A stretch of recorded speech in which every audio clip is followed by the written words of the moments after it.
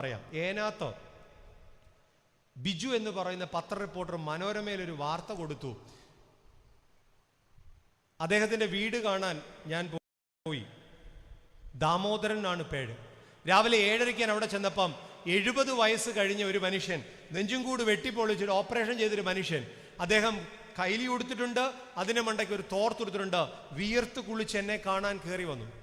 ചിരിച്ചു കാണിച്ചു ഞാൻ. അദ്ദേഹം എന്നെയും ചിരിച്ചു കാണിച്ചു, തൊഴുത് കാണിച്ചു. അദ്ദേഹം അകത്ത് കൊണ്ടുപോയി ഭാര്യയെ പരിചയപ്പെടുത്തിയപ്പം ഭാര്യ 430ഉം 400ഉം ഒക്കെയാ ഷുഗർ. വീടില്ല, പൊളിഞ്ഞു കിടക്ക വീട്. അതിനകത്തേക്ക് കയറി 2 ആൺമക്കൾ. മൂത്ത മകൻ, ഞാനിത് പറയുന്ന സിനിമാ കഥയല്ല കേട്ടോ, ഇപ്പോഴും അവിടെ ജീവനോടിരിക്കുന്നവരുടെ കഥയാ. മൂത്ത മകൻ MBA വരെ പഠിപ്പിച്ചു. ഈ കർഷകൻ MBA വരെ, 28 വയസ്സ് വരെ അവൻ അലന്ന് നടന്ന് ജോലിക്ക് വേണ്ടി. കിട്ടുന്നില്ലെന്ന് കണ്ടപ്പം അവൻ ഈ ഇലക്ട്രിക് പൊഴിയടിക്കുക എന്ന് പറയും, കിഴുത്ത ഉണ്ടാക്കി എടുക്കുന്ന പണി, അതിനുവേണ്ടി പോയി ഗോവേണി എടുത്തോണ്ട് ഗോവേണി കയറി പെടലി ഇടിച്ച് മറിഞ്ഞു വീണു.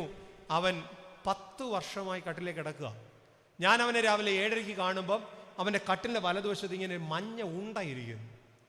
അപ്പം ഞാൻ ചോദിച്ചത് എന്താണ്ട് കഴിക്കാനുള്ള സാധനമാണെന്ന് വിചാരിച്ചു.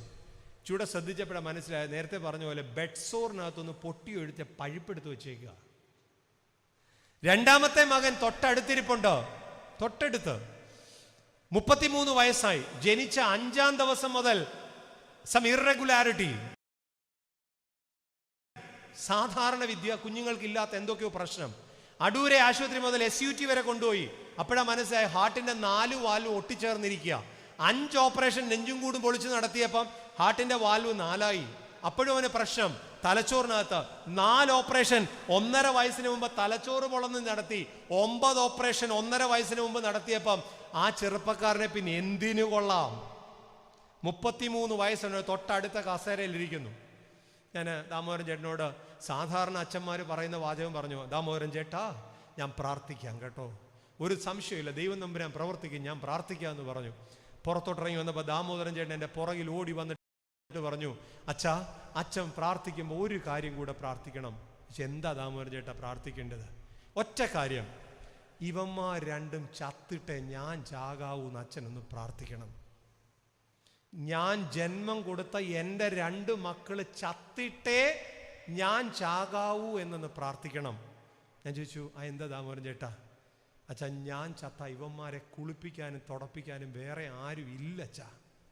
ദാമോദരൻ ചേട്ടനോട് ഞാൻ പറഞ്ഞു, ദാമോദരൻ ചേട്ടാ ഫെബ്രുവരി മാസം, ഞങ്ങൾ 2022 ഫെബ്രുവരി മാസം വരുന്ന ബുധനാഴ്ച ഞങ്ങളുടെ പള്ളികളിൽ ഗോൽഗോത്ത നാട്ടും കുരിശ് നാട്ടും. അന്ന് വിശുദ്ധ കുർബാന 9 മണിക്ക് തീരും. 10 മണിക്ക് ദാമോദരൻ ചേട്ടൻ ഈ പഴയ വീട് പൊളിച്ച് മാറിക്കോ, ഇവിടെ ഞാൻ കുറ്റിയടിച്ചിരിക്കുമെന്ന് പറഞ്ഞു. 2022 നവംബർ മാസം ആന്റണിയുടെ കൈകൊണ്ട് ആദ്യത്തെ താക്കോൽ കൊടുത്തപ്പോൾ ദാമോദരൻ ചേട്ടന്റെ കണ്ണീന്ന് കണ്ണുനീര് വന്നു. ദാമോദരൻ ചേട്ടന്റെ ദൈവത്തോടുള്ള ബന്ധം അവിടെ തീരുന്നില്ല. ദാമോദരൻ ചേട്ടൻ എല്ലാ ഓണത്തിനും ക്രിസ്മസിനും ദാമോദരൻ ചേട്ടൻ മാത്രം 40 വീട് കൊടുത്തു. അതിൽ ദാമോദരൻ ചേട്ടൻ മാത്രം എന്നെ കാണാൻ എൻ്റെ വീട്ടിൽ വരും. ഈ പ്രാവശ്യവും ക്രിസ്മസിന് വന്നപ്പം എൻ്റെ കണ്ണ് നിറഞ്ഞു. എന്താണെന്നറിയാമോ?